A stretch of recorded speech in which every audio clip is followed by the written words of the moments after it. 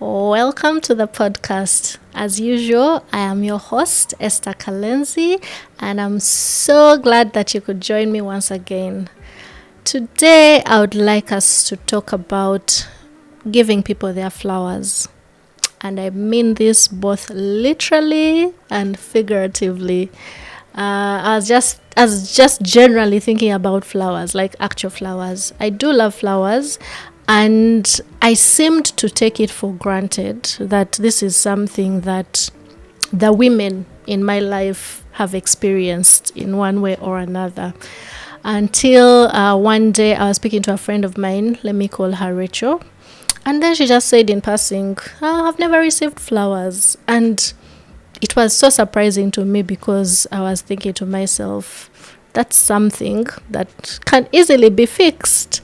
And so I waited for some time and saved up for it, and then sent her a bouquet at work.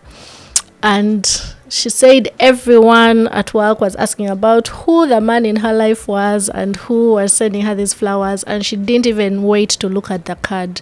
She just called me and said, "You're the only person I've told, so I know that you're the one."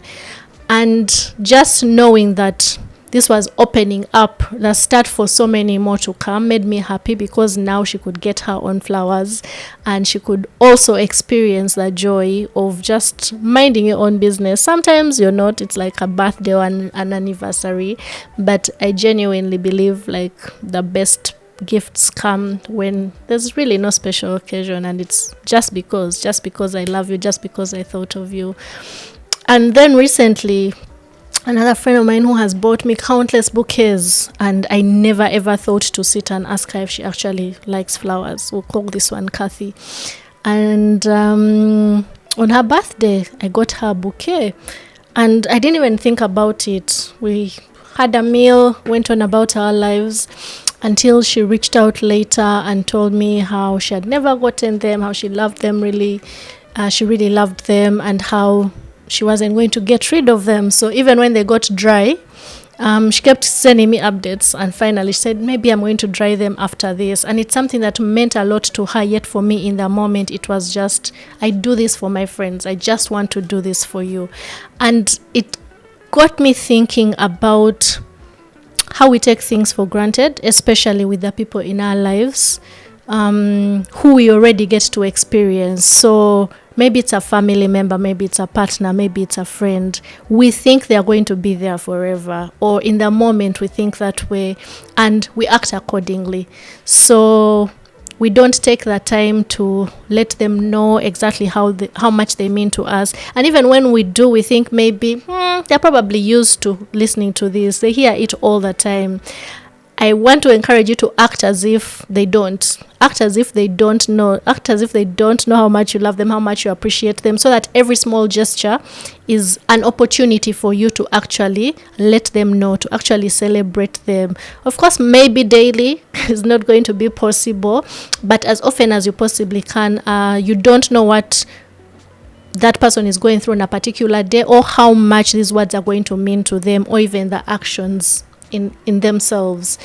And it's so, each time I'm at a funeral and I'm listening to people talk about their loved one, the person who passed on, you hear all of these kind words, and you see grand gestures. We are going to contribute lots of money, there are going to be these beautiful wreaths.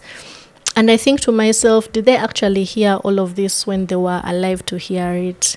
They are not present physically. They're not present for they're there physically, but they're not really present for their biggest celebration, the biggest celebration that they will ever experience. And yet now we are telling mourners and sometimes strangers, because we don't always know the people who are there who loved the person that we loved as well. But maybe we didn't have the same energy when they were alive to tell them exactly how we felt. I remember a time when my mom was not in the country and her birthday came. So I worked with people, with friends and service providers in the country, to be able to deliver a surprise for her. And she was excitedly telling this to a friend of hers a few days later. And a friend said, Esther over exaggerates her love. And when I heard that, the first thing that came to my mind was actually sadness. I didn't feel bad about what was said because I really would love to be remembered for having exaggerated the love. But I felt bad for this person because that's what they felt, probably because they have not experienced it to that extent, or they feel like they shouldn't. Maybe they feel like they don't deserve it. But also, depending on where you're coming from, a lot of our African culture has not been very, there's not really big public displays of affection, sometimes not even private. You just figure it out that this person cares about you. They might not use the words or not even the actions that you actually are looking for.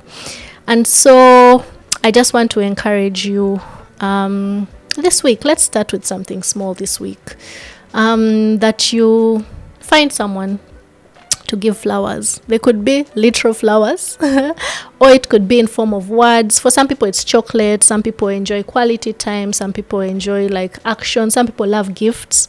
Find something that works for that person. They don't have to be your loved one, although they could be. It could be someone who works for you, works with you. It could be a nanny. It could be someone on social media who inspires you. You might go around thinking that they actually know all of these things. Sometimes they don't. Sometimes it's beautiful to just be reminded that you're appreciated in whatever shape or form.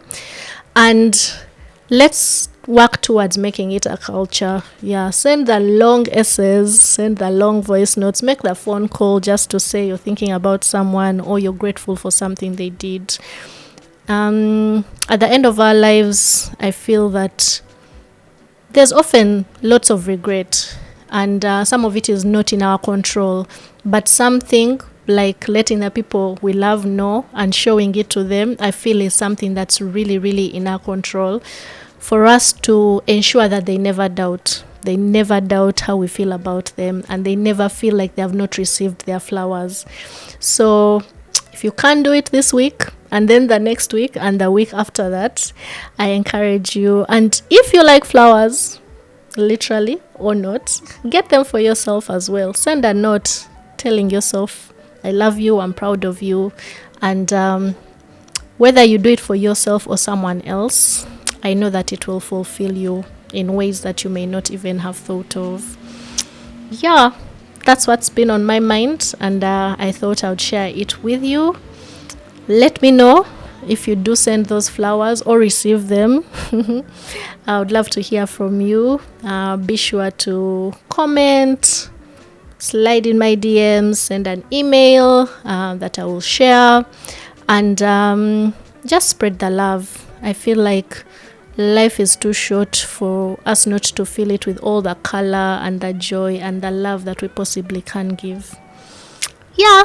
As always, thank you for joining me.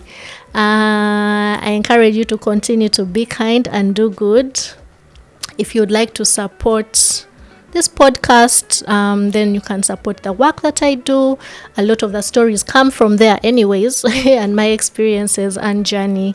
You can follow 40 Days Over 40 Smiles Foundation, which is 4040 for short, or support the Phoenix Project or House of Penda, which are also businesses that I'm associated with. We look forward to your support. We look forward to you joining our communities and just getting to know how we do what we do and why we do it. Thank you. Bye.